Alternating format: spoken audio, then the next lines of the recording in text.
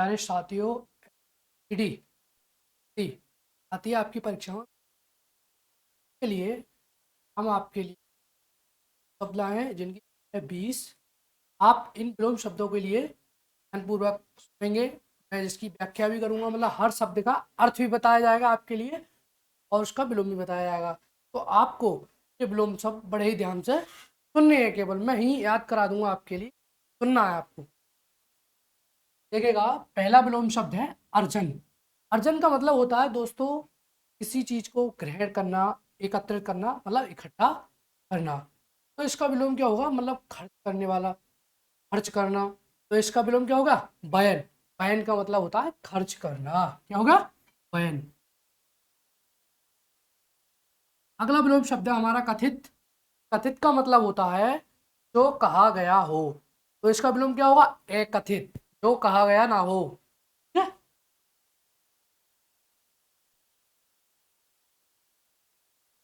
आगे अगला बताएंगे प्रछन्न। प्रछन्न का मतलब होता है ढका हुआ। ठीक है भाई, प्रछन्न का मतलब जो ढका हुआ हो। तो इसका विलोम क्या होगा, मतलब खुला हुआ हो। तो क्या होगा, प्रतिपन्न। प्रतिपन्न माने क्या होता है, खुला हुआ। प्रतिपन्न माने क्या होता है, खुला हुआ। अगला है दोस्तों प्रभावी। प्रभावी मतलब कोई चीज जिसका मतलब किसी पर प्रभाव पड़े तो वो होगी प्रभावी। तो इसका विलोम क्या होगा, निष्प्रभावी, जिसका कोई प्रभाव ना पड़े।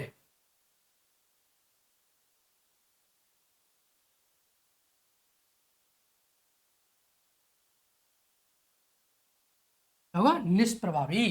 अगला है दोस्तों अश्लील। अश्लील का मतलब होता है बेढंगा, जो व्यक्ति सभ्य ना हो उसको क्या बोलेंगे, अश्लील, बेढंगा। तो इसका क्या होगा विलोम, सलील। सलील मतलब जो व्यक्ति सभ्य हो, इसका विलोम सलील भी होगा और सभ्य भी होगा। अगला है अनुरुक्त। अनुरुक्त का मतलब होता है इसी में लीन होना। तो इसका विलोम क्या आएगा, जो मुक्त हो। तो उसको मुक्त के लिए क्या बोलते हैं, विरक्त।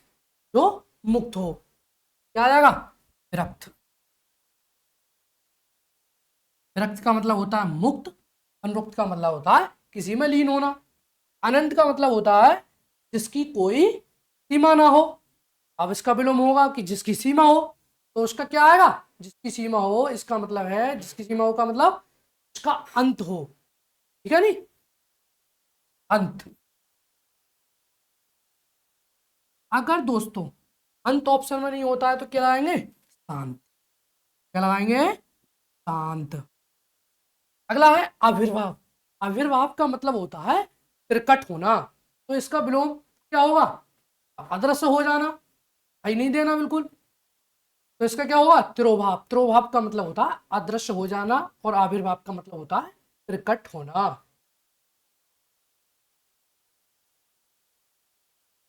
तिरोभाव का मतलब होता है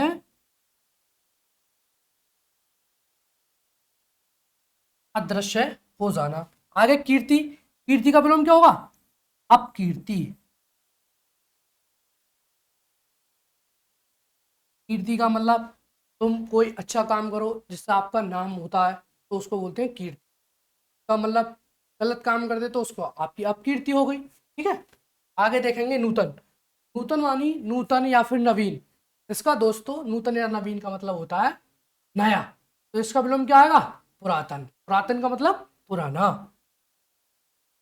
नूतन का विलोम पुरातन। आगे देखेंगे अश्व। अश्वमानी होता है दोस्तों छोटा। क्या होता है, छोटा। तो छोटा का विलोम क्या होगा, बड़ा। बड़े के लिए हम क्या कहते हैं, दीर्घ। क्या कहते हैं, दीर्घ।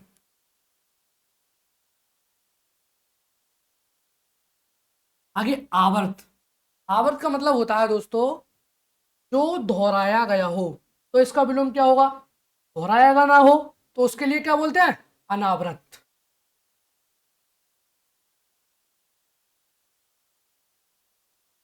जो दोहराया ना गया हो, अनावृत। अगला है दोस्तों उपचय। उपचय का मतलब होता है जब हम आप खाना खाते हैं तो जो भोजन हमारे आमाशय में इकट्ठा होता है तो इकट्ठा होने की प्रक्रिया को बोलते हैं उपचय। जब उस भोजन का धीरे धीरे क्षरण होने लगता है तो उसके लिए हम बोलते हैं अपचय। क्या बोलते हैं, अपचय।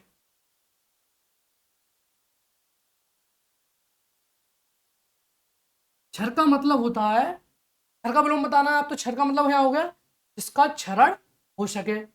और इसका विलोम क्या होगा, जिसका क्षरण नहीं हो सके, तो वो हो जाएगा अक्षर। आ मानी होता है ना, जिसका अक्षर,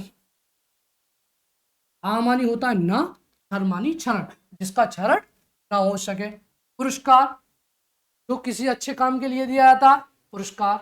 कोई गलत काम कर देते हैं आप, तो उसके लिए क्या मिलता है, दंड, या फिर उसका लिए विलोम क्या होगा, तिरस्कार, किसी का अपमान कर देना, ठीक है, दंड।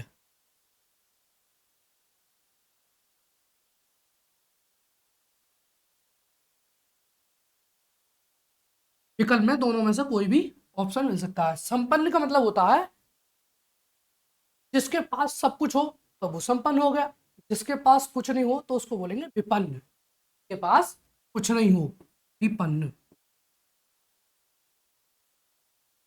आगे देखेंगे, एकांगी, अकेला, तो इसका होया सामूहिक,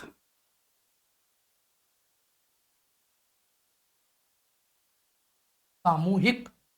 आ गया सत्य, सत्य का विलोम क्या होगा दोस्तों, असत्य, झूठ, मिथ्या।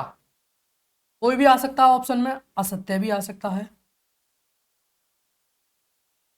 झूठ भी आ सकता है, मिथ्या भी आ सकता है, तीनों में से कोई भी आ सकता है।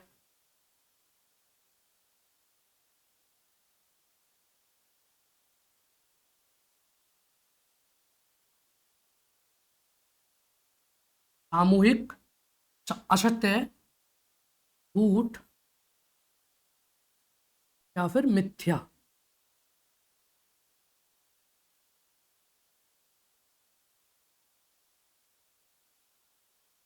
मिथ्या भी आ सकता है।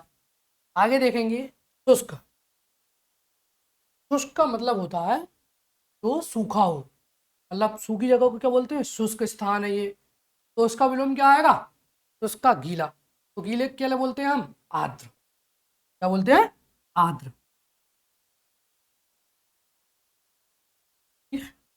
उपेक्षा, क्या क्या होगा, किसी के लिए नेग्लेक्ट कर देना, हमने उपेक्षा कर दी उसकी, तो क्या हो गया उपेक्षा, इसका विलोम क्या होगा, अपेक्षा।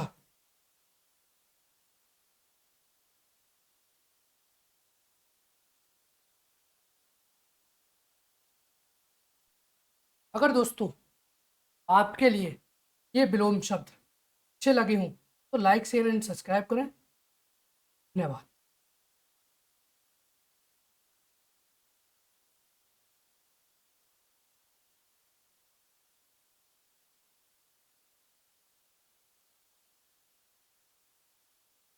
सर, सर जी,